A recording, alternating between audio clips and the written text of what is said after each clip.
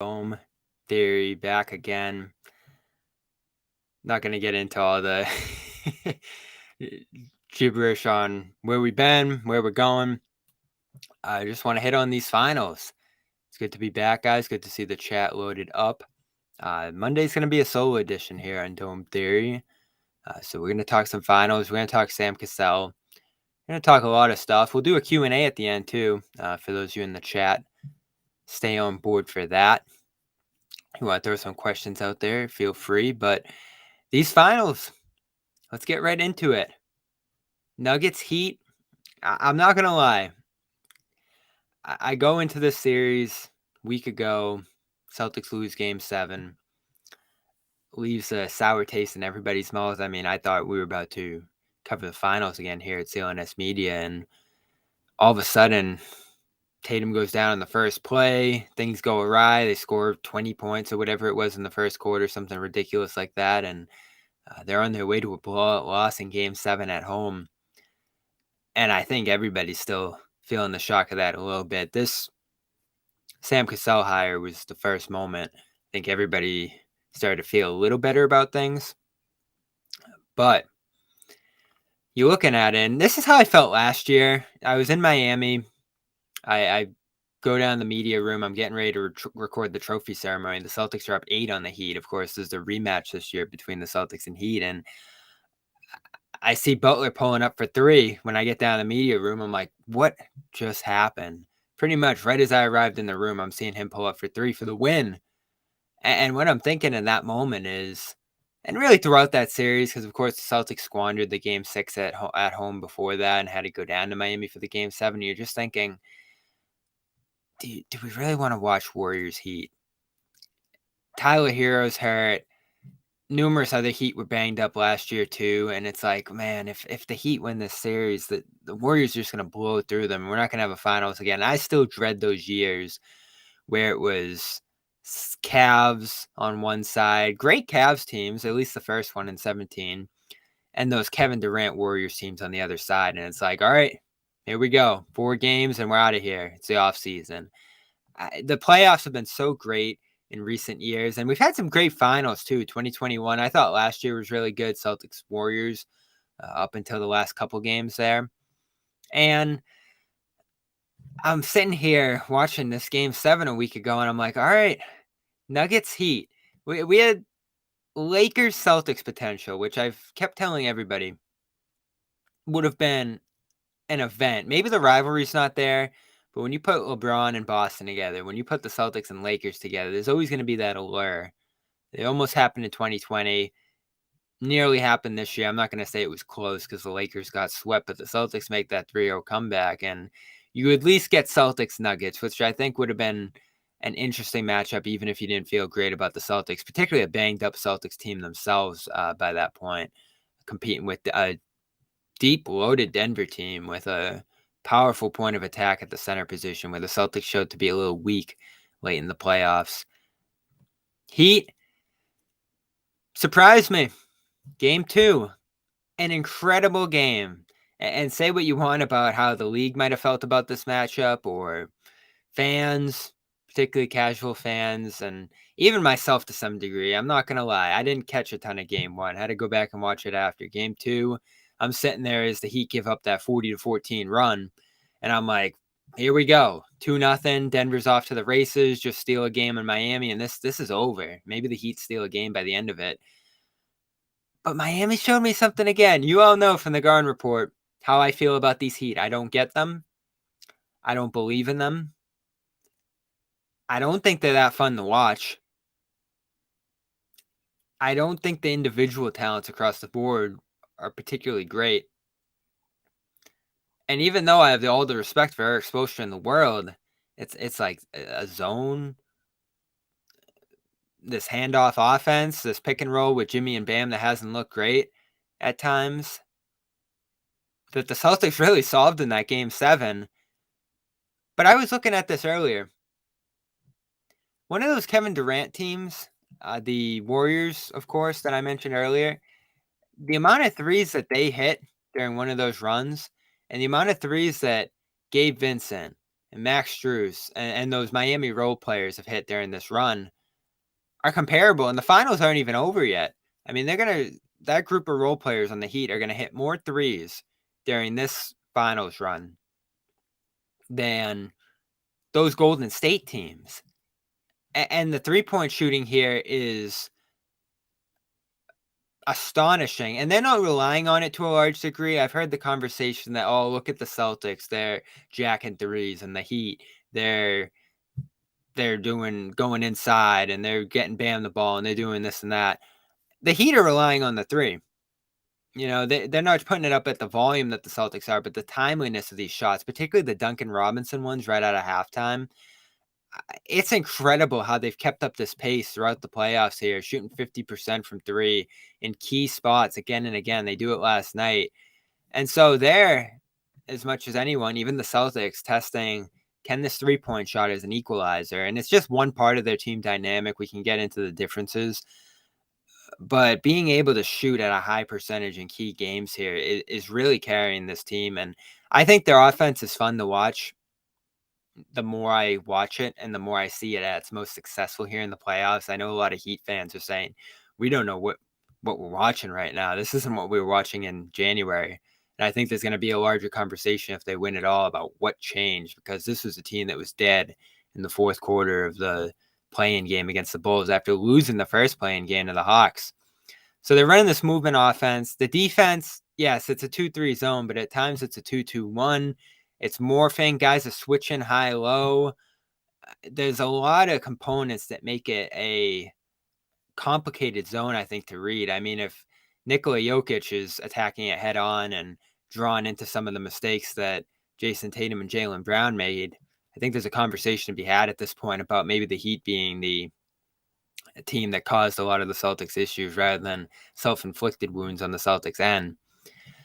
Now, certainly, even though Miami shot, I think it was 10% or something over their expected field goal percentage in that series, the Celtics still had leads in games 1 and 2 that they shouldn't have squandered. And so I think that's still the story of that series, is the Celtics killing themselves. But the Heat deserve all the credit in the world, and I'm going to give it to them. I mean, this is a team I thought was going to come apart at midseason. I didn't see the potential for quite a few of these players. Duncan Robinson got lost. Now he's cutting to the basket, finding opportunistic lanes. And look back at that East Finals, he's beating Jason Tatum and Marcus Smart on cuts. I mean, this guy's rise and the way he saved the game in game 2 is incredible. Then we got to get to, and of course, Butler's at the center of all this. Bam is a grinder, a player I really love, a defensive, versatile big who's as adaptable as they come on that end to different matchups, different parts of the zone. They give up that key rebound, though. I know he was at the right side boxing out, but they give up that one to Jokic that he fires out to the right wing for Murray 3, and it's like, here we go. Nuggets are about to steal this anyway, and I thought he got a good shot off from the left wing on that final possession. He ends up missing it, and he escaped, and you saw Butler walking off the court just so relieved, taking the mouthpiece off. But the guy I do want to give some credit, because I think across the board, the individual players here, they're not great. You even have some guys struggling like Kevin Love and Kyle Lowry, where it's like, how are these guys even out here right now? Cody Zeller is out there getting torched by Jokic. But they play together, and there's a connectivity that I think, of course, Butler deserves credit for. Of course, Bam deserves credit for in that coaching staff. But Gabe Vincent, this is the guy who deserves an apology more than anyone else for me. I see him go down in game 4 down in Miami there, and at that moment, I'm like, something's happening here. Heat are already thin to begin with. Celtics pull off this great second half where they're firing the ball around, producing quality shots, and they get a nice win on the road, get it to 3-1. They're going home, and it's like, all right, if Vincent's going to miss some time here, the Celtics have a door open, and he misses game 5. Celtics win it easily, but he gets out there for game 6, which I'm sure wasn't easy given the bad-looking ankle turn, and we've seen Butler go through it now. We've seen Tatum go through it, and we saw what it did to their games. Well, Butler in Vincent rather in game 6. I'm pulling up the playoff log for him now. Goes out there and gives only 2 points, 0 for 2 shooting, but he's out there. And then game 7, he's out there. And I thought he was incredible last night against Denver. And they got all the support in the world for him. They don't even want to talk about the undrafted story and the two-way contract he signed and UC Santa Barbara and all that. The whole story you're going to read if they win the championship here. But this is what I got to acknowledge. And I think this is what everybody's got to acknowledge with him. And they call him Nambi, which I discovered was his middle name. Sort of emblematic if you're hearing that and not knowing of how overlooked this Heat team has been all year. Even at this point, even after upsetting the Celtics and the Knicks and the Bucks.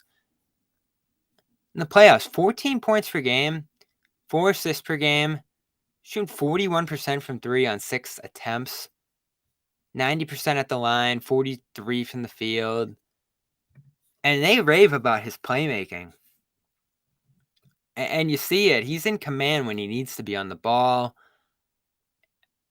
He's explosive. He hits the kick-out threes. Butler had that great baseline drive where he hit him above the break for a huge 3 in that game, second half. Gabe Vincent's good. And I started to realize that a little bit during the Olympics. And, I love the international game. If you've all made these international tournaments, the World Cup's coming up this summer. Get ready for some podcasts about that. Vincent's good. He's good. He's not one of these guys on this Heat roster you look at and say, man, how is he doing that? This is Gabe Vincent at this point. And yeah, is he playing a little bit above his level? Probably. But this guy, if you're ignoring him, and the Celtics did it all series, he's going to make you pay. And that's what the Heat have done. They've made you pay for overcompensating. They've made you pay for paying too much attention to Butler, paying too much attention to Bam. These other guys are going to shake loose, whether it's Robinson, whether it's Vincent, whether it's Strus, who went 0 for 10 in game 1 and bounced back. Are they going to win this series? I still say no. But who am I to say at this point? I've picked against them in every one so far. And if they win, best story, most surprising finals winner ever in my mind. I looked through it a little bit earlier. I texted Nick Gelso, and it's interesting. Some of the replies I've gotten, you can throw yours in there too if you want. 06 Heat, who I don't frankly remember. I was probably getting into sports around 07, 08. Dwayne Wade, Shaquille O'Neal, loaded roster. They were second in the East, 12 games behind the Pistons. Going up against this great Mavericks team that I think a lot of people expected to win that series. So you put that up there with the great finals upsets ever? Yeah, absolutely. But I'm talking about the whole run. I don't care that Giannis gets hurt. It's a factor. I mean, the Heat probably don't win that series if he doesn't get hurt, but who knows? He comes back and they're winning games with him on the floor still, and they win 4-1. Still can't believe the Bucks squandered that game 5. That's still the most impressive thing to me in this whole run, because that's before you have the belief. You're still that 8 seed in round 1, and they just blow through the 1 seed. Round 2, Butler gets hurt. You win without him. And then you just breeze through the series, and I know Randall had the surgery and all that, but still an incredible upset, the manner in which they did it. And then the Celtics series, taking the 3-0 lead, making this team fall apart by game 3, basically forcing them to the brink of turmoil, quitting, whatever you want to say, in that game 3. Overcoming 2 fourth quarter comebacks, and yeah, I see the 99 Knicks. I'm talking champions. Is this going to be, if the Heat win this, the most unlikely NBA champion ever? It's an incredible story for the direction of the league. if you like the parity, if you like teams like this emerging, maybe an Isaiah Celtics team could have emerged in the direction this league's heading. And we'll get into all the CBA talk in time. If you want to check out how the CBA is going to start to impact the league and create parity and break up teams and all that, I wrote about it for Boston Sports Journal, and you can check that out.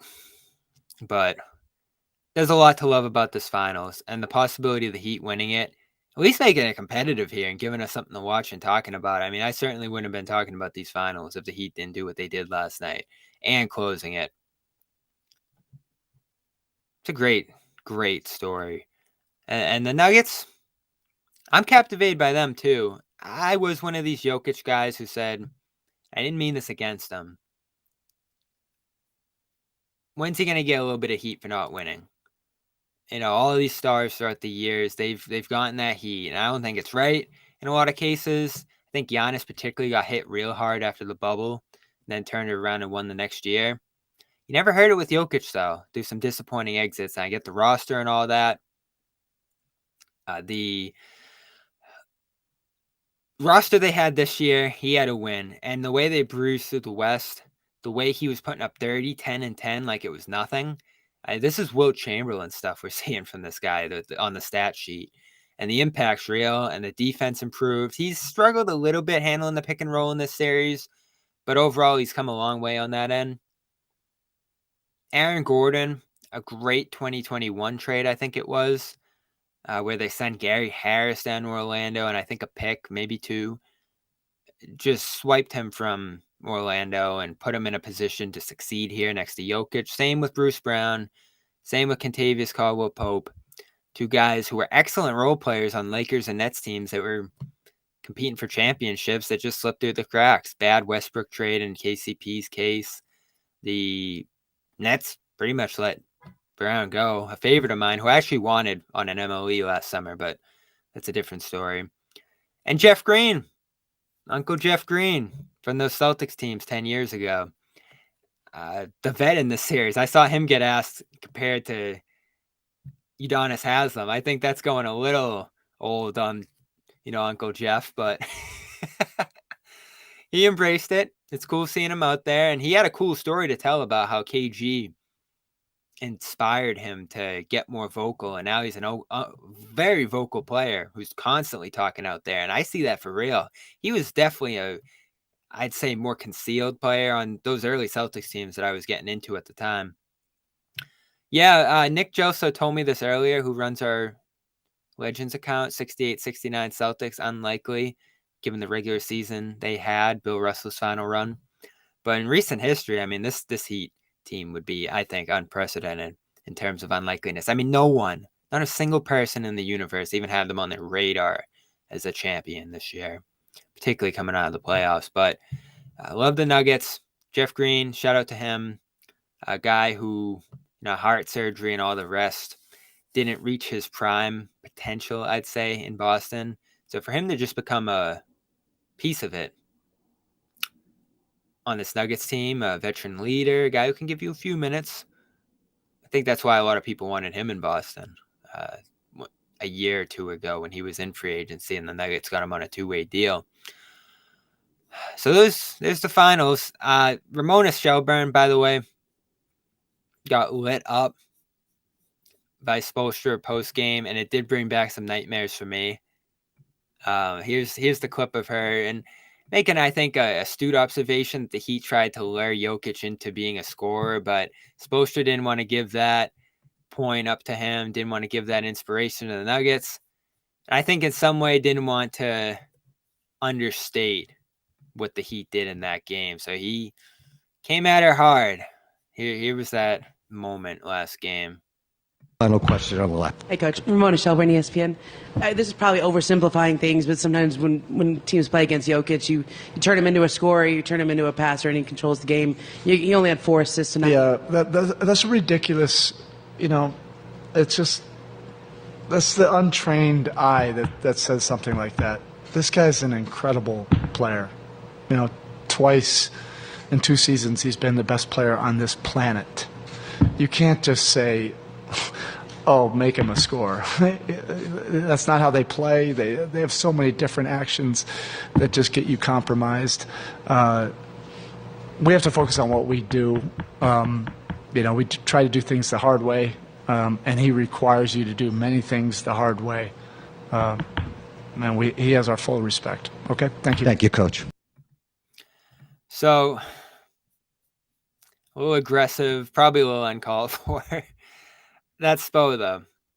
I learned that last series. Not the easiest interview. Probably underrated as the hardest interview in the league at the podium. Pre-game, he does not want to talk. I guess he talks in shoot-arounds at the morning. That's what it is. So you'll see a lot of these clips and these videos, and we posted one during these finals where he just, throws his hands on the table, looks around, no one wants to ask anything, boom, I'm out of here. And I think the guys who cover him day in and day out respect that a little bit. And so I'm there in these finals, and I'm thinking about writing about the zone. People have probably written about it, but I am curious for a defense like Miami's. And again, this is getting into the weeds, what he wanted right there, rather than just kind of an overarching narrative or one-liner to describe their defensive game plan. I want to get into a little bit how they're initiating actions, and like, are players seeing something from the Celtics that are making them go zone in spots? Are they calling it out from the sideline? They plan to go to it in a quarter? Like, that's something that interested me a little bit before one of these games. And you're going to see the same face you saw in that last video when I started asking this before. I think it was game 3, I want to say.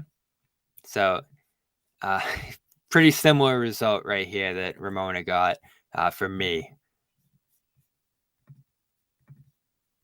Is it on your players to kind of see, like, all right, we're going to go to this defensive look if we see this, or are you kind of calling things out from the sideline when it comes to the different looks? You're giving them zones? I don't know what you're getting at right now, but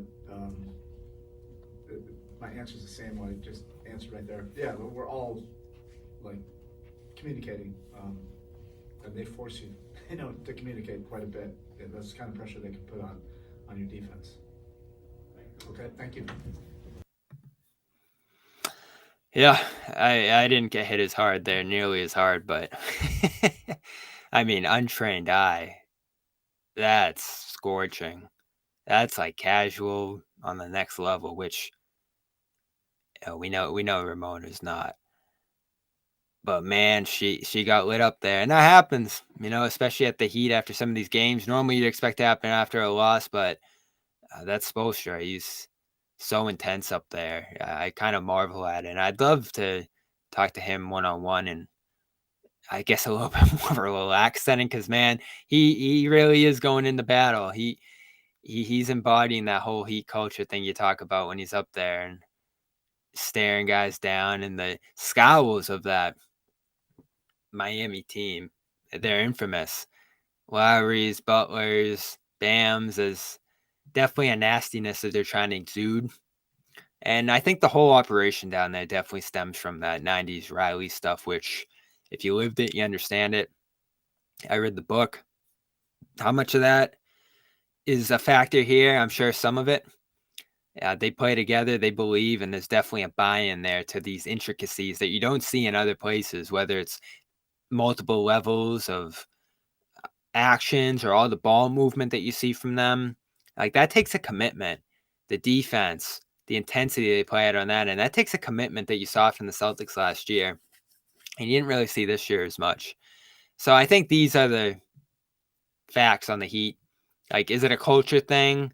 To some degree, because what they're actually doing schematically on the court, I think, requires a lot of buy-in from NBA players who a lot of the time just want to isolate, who want to run back on defense after they shoot, who don't want to make the second effort after passing or getting off the ball. And, you know where I'm kind of going with all that. So that brings us to the Celtics. And first, I want to give a shout out to FanDuel. FanDuel is the best place to bet on the NBA playoffs, as well as the other playoffs going on right now. Baseball in full swing. Watched the Red Sox earlier. It scared me, as did yesterday's play where they're just throwing the ball around the infield, and it reminded me immediately of the Jaren Duran play last year. So I'm not going to be betting on much baseball. I'll tell you that, particularly the Red Sox. But there's a great championship series going on right now on the hockey side as well. NBA, of course, FanDuel partner, and the best place, the best odds, the best website, the best app. I love the app. So great for information. And right now, if you want the odds, which the Heat came in staggering underdogs to the Nuggets in this series, well, it's getting a little bit tighter now at 1-1. So you can head over there and check out the lines. 2.5-point favorites. Nuggets enter game 3 down there in Miami.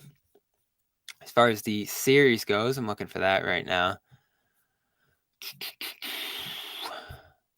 Can't pull that up quick enough right now, but that's available over at FanDuel.com. Of course, go to FanDuel.com/Boston for $1,000 no sweat first bet if you haven't signed up yet.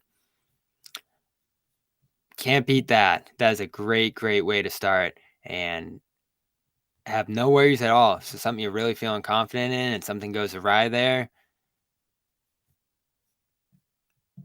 $1,000. I mean, that's good stuff. And I finally found the finals. Nuggets -270, Heat +220. So still not a ton of respect for the Heat, even at game 1 going home. But it's good value if you believe in the Heat, like I'm starting to a little bit here. FanDuel.com/Boston. Of course, check that out. Download the app. Tell me where you've been. FanDuel.com/Boston. Head over there and check that out. Of course, the official sports book partner of CLNS Media, sports wagering partner of CLNS Media. We'll get to questions in a minute, but I do want to expand a little bit. And I did a video yesterday on the Sam Cassell hiring. Great hire. I think a number of things you like here, and I mentioned them yesterday. Strong relationships with players. It's been talked about that Paul George really viewed him as a mentor, as did Ben Simmons during the Philadelphia years there. So I love that. Point guard. I think that always bodes well in this position. Personality management. I mean, there's some good stories of him getting into James Harden last year that I've heard as well. So a guy who's willing to go with the players. And as Doc Rivers said in a clip that I will actually play right now for you guys since you're here, loves that he can impact both sides of the ball. And here's Doc, who I do respect, who I do like, despite how much of a, I'd say, almost meme he's become for the blowing leads and the timeout huddles and everything like that. A defensive coach who's won in this league, who has great pedigree, had a lot of good things to say about Sam Cassell here when he was in Boston for the finals, the East semifinals. About this series, but I just want to know what it's going to take for Sam to get a shot, because he's been an assistant for so long, and it seems like he's really had an effect on a lot of guards, but he's not really getting that opportunity. Yeah, I don't know. I mean, he's terrific. He's got an incredible basketball mind. And I wish people can just see the mind. I mean, he's a brilliant basketball mind. I love when we have our little meetings, we have our offensive meeting and our defensive meeting. Sam's the only one that goes to both, because he's that valuable. And it's great. I go to both and Sam goes to both. Then we have our offensive group of coaches and our defensive group of coaches. And, he deserves it. Ringing endorsement. I love it. And in terms of being a head coach, I don't want to go there yet. I didn't want to do it yesterday either. And I know some of you guys will love that I'm going here. But it does give you a little bit of insurance. Things don't go well on the Joe front next year, if there's not improvement, if the struggles continue there, does give you an option if you do need to make a change at some point down the line. Though, unlike a Frank Vogel, unlike a Monty Williams, unlike a Doc Rivers, I don't know who you were dreaming of as a lead assistant. Probably big names, probably guys that make Joe look over his shoulder and coach with a little bit more of a pressure, less freedom, almost a feeling of less commitment from the organization. I don't think Cassell, who hasn't been a head coach in this league, puts him in that position as much.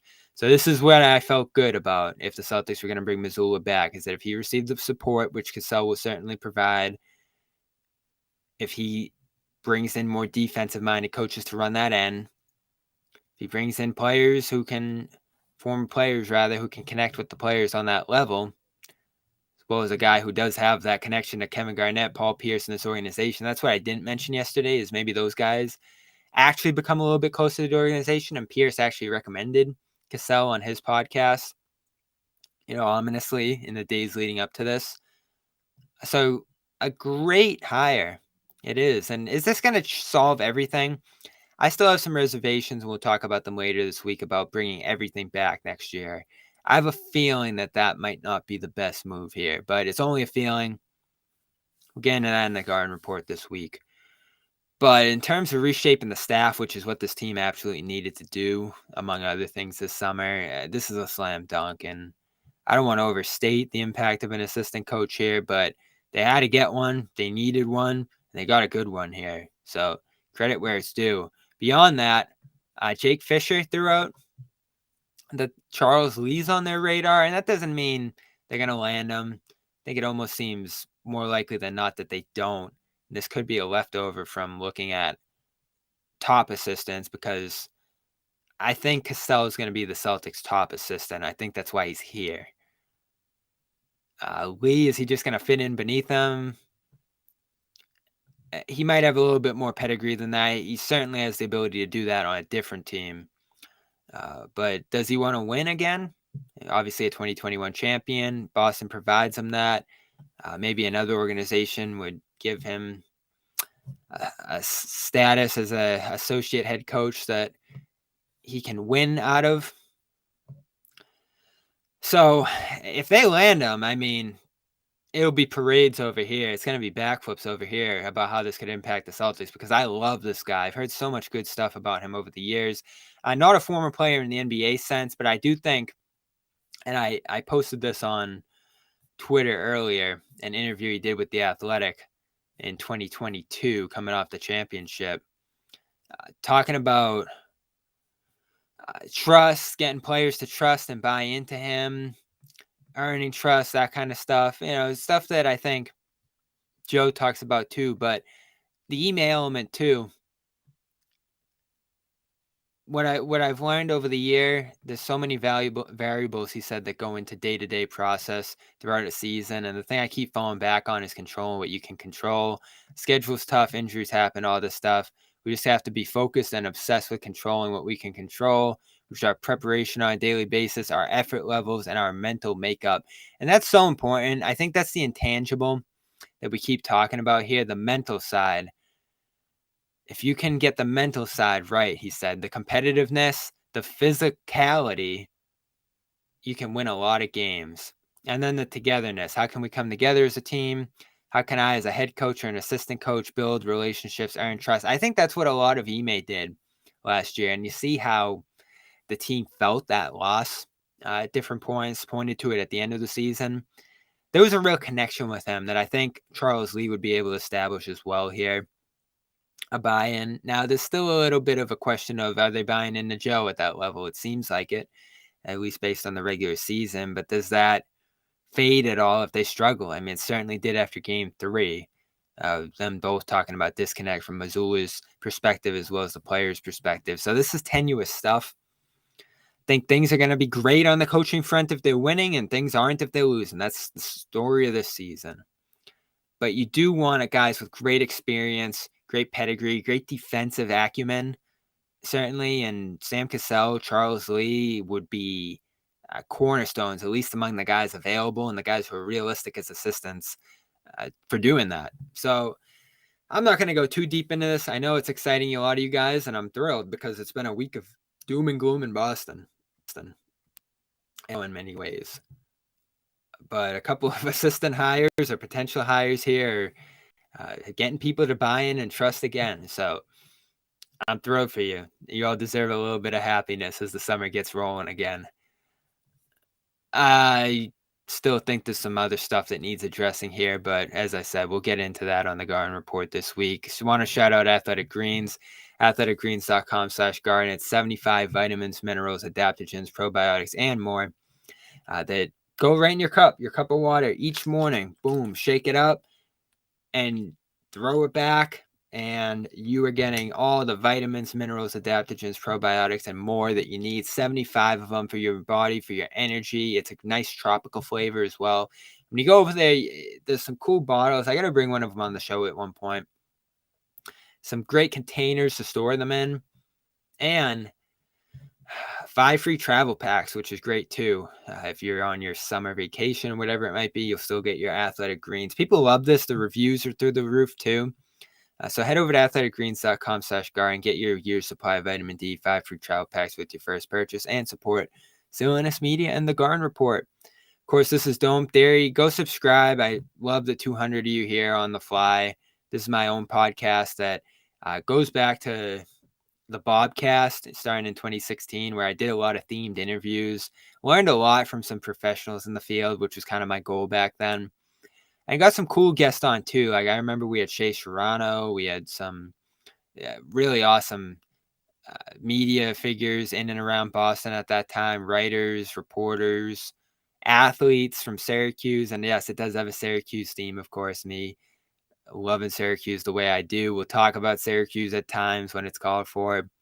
And of course, some of my friends from Syracuse are going to be joining us here as well throughout the week. And we'll do our interview series as well, which I always love, getting deeper into some people, not only here at CLNS Media, but, around the NBA world, I'm sure, and outside of sports as well. Obviously, as all you know, I'm a big music guy, big pop culture guy, big politics guy. There's a lot of interest I have outside of the Celtics and the NBA that I think there's a good platform to, talk about them on. So all of that's coming your way. I think we're going to commit to it for real this time. I don't want to be someone that promises something and, doesn't deliver here. And playoffs got a little bit crazy there. I didn't want to jibber jab about all that at the beginning of the show. But we're back. So subscribe. We're on Spotify. We're on iTunes. We're on Stitcher, all the different places you get your podcast, Amazon, wherever. And of course, clnsmedia.com. More stuff coming on that front. I want to take some questions at the end here. If anyone want to fire them away, and I'll keep yapping here about the plugs by the end of it. So if any of you want to throw those out there, I'll take a few before we get out of here. But I think I covered all the ground I wanted to on the finals, on the Celtics stuff going on. Jalen, man, I don't know. I don't have a great take for you. I'm so torn on it. I've never been more torn about Jaylen Brown's future than I am right now. And obviously, if it wasn't a Horford jersey up there, it'd be a Jalen jersey. I've been a huge Jalen fan over the years, going back to my years as a fan before I covered the team. And I think he's been a complicated figure to cover. I think he's been a very guarded figure, not only for media, of course, but I think the organization as well. I don't know if they have a great idea of where he stands. So all I'll say is this. It's going to be very interesting how it plays out. And it might just be a slam dunk extension. It might just be kick this into the future. That's probably the most likely answer here.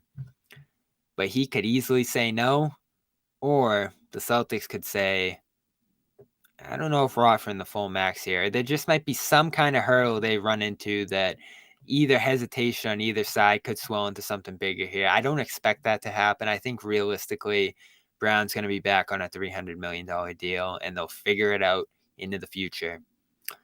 All the comments he made after an emotional Game 7, I don't know. A lot of pause there, but it's a tough moment to answer a question like that. I get it. We haven't heard a ton from the team on whether if max offer is coming, which I think is mandatory.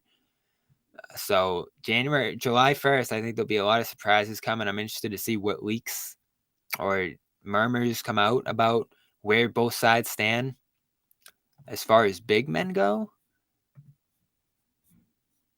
I don't think there's a lot of great ones on the market. Thomas Bryant's a guy that they reportedly looked at who will be out there again, possibly. But you have your Mike Muscala, you have your Luke Cornett, of course. And Grant Williams, I think, is your priority as a big to bring back if you can here. But you'll be able to sign and trade him and Pritchard, I think, for a decent big, possibly if Grant signs for too much or you just decide you want to move on from him because you're not playing him most nights. But then, you're going to have your Gallinaris and your Muscalas as well who try to fill in that Grant spot. I think that's going to be how they go about that, given some of the new cap restrictions they're facing here.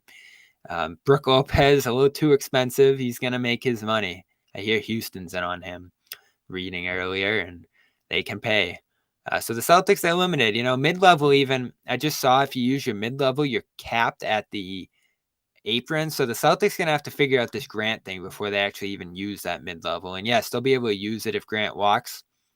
Or maybe even if they bring back, I haven't done the math on it, but a less enough money that a low enough amount of money that they're still in position to fall below that second apron. I think they're about like 13 to 17 million or so short of that. I think 13 is the number. So they don't have a ton of wiggle room in terms of adding this summer. And you can use some of these pieces to trade if you want. I know people are warming up to the idea of moving Brogdon. I'm not. You got him for Tyson Neesmith, so what are you theoretically going to get for him? I think the greatest value is in keeping him still. But we'll talk about all that. Yeah. This has been Dome Theory.